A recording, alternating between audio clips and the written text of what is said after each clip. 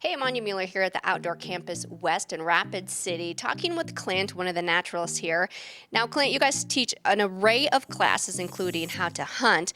But let's say we've hunted the animal, harvested it, and now we have the meat. So you also teach classes on how to cook the meat properly. Right, we've got a class later this month on a wild game tasting because we get that meat home. That's a whole process of learning how to hunt, and we've got it home now. And there's more to do than just grind it up and make burger or stew meat or a roast. There's some really unique preparations you can make, or there's really simple ones that you can make.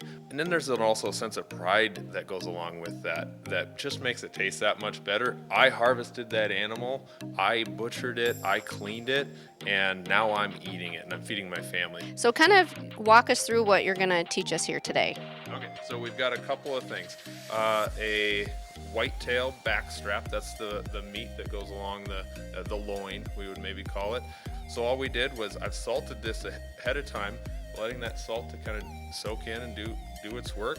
That with a little bit of olive oil sprinkled over top and some seasoning on top, and we're ready to throw it on the grill. Same thing with the tenderloins. We've got our grill up to about 350. On a steak, we definitely want it to be a little higher temperature. On a steak, it's not a low and slow. This method is not a low and slow method. We want to sear it and make it a nice medium rare. So we don't like to flip those more than once. I'm going to close the lid on that.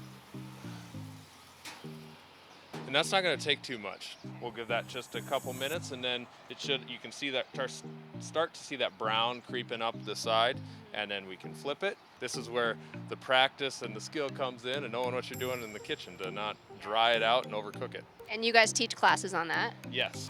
All right, and our steaks are nice and juicy in the middle. All right, I'm ready for the taste test. I'm just going for it. It's good. It's tender.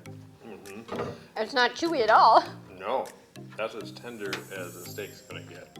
It's tasty. All right, so we've got our roast here ready to get sliced up. We can throw this right in our meat slicer.